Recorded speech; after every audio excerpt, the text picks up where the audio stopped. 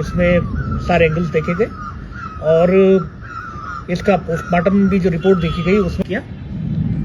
फिर पता चला कि वह नंदप्रयाग में नरेंद्र तोपाल नाम के व्यक्ति के पास में काम करता था। उक्त नरेंद्र तोपाल से पूछताछ की गई। उसने बताया कि सूरज पुरोहित उसके पास फरवरी में आया था और उसने मधुबन ढाबे में उसे काम के लिए रखा था।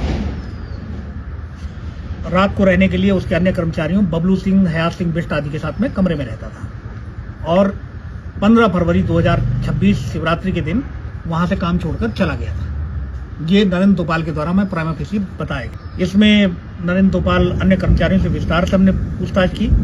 पता चला कि नरेंद्र तोपाल ने मृतक सूरज पुरोहित से 10,000 रुपये लिए थे और वो पैसे उसके द्वारा अब तक नहीं चुकाए गए थे। हमने आसपास की भी सीसीटीवी फुटेज देखी क्योंकि घटना का समय 1 माह से अधिक हो चुका था, तो सीसीटीवी फुटेज मिलने में भी कई जगह दिक्कतें आई। लेकिन घटना के दिन के कुछ जो सीसीटीवी कैमरे रिकॉर्डिंग मिली उसके अवलोकन से पता चला कि 16 फरवरी 2026 की रात्रि के समय नरेंद्र सिंह तोपाल अपने कमरे से मृतक सूरज पुरोहित के शव को एक सफेद प्लास्टिक के कट्टे में रखकर लाते हुए दिख रहा है और फिर मृतक के शव को अपनी आल्टो कार UK 12A 3212 की डिग्गी में रख रहा है।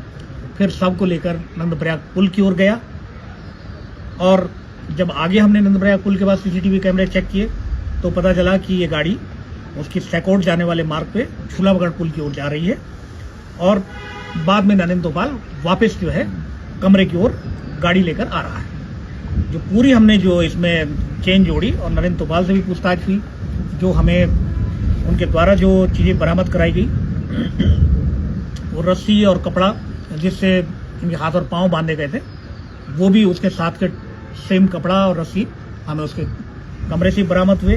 जो कमरा हमने चेक किया वहां पर भी खून के निशान दीवार पर मिले हैं, कपड़ों पे खून के निशान मिले हैं। हमने FSL की टीम को यहाँ बुलवाया और वो सैंपल वहां से उठाए गए हैं, इसके जो वैज्ञानिक साक्ष्य हैं। इसके बाद जब सारे साक्ष्य नरेंद्र तोपाल को दिखाए गए, सीसीटीवी फुटेज दिखाई गई, तो वो ये सारी चीज़ें देख के टूट गया और उसने अपना जो है जुर्म जो इकबाल किया है। उसके द्वारा बताया गया कि दिनांक 16 फरवरी 2026 को मृतक सूरज पुरोहित की उसके द्वारा हत्या की गई और हाथ पैर बांध के अकेले ही उसने रात्रि 9 से 10 बजे के बीच अपनी गाड़ी में रखकर सैकोट जाने वाले रास्ते झूलाबगड़ पुल से मृतक को नदी में फेंक दिया था और वो उस समय बेहोश था। पहले पता चला कि कमरे में इनकी कोई झगड़ा हुआ और उसके बाद जो है जब ये बेहोशी की स्थिति में था तो इसको लगा ये शायद मर गया होगा, तो एक उसने उसकी बॉडी को नदी में फेंक दिया।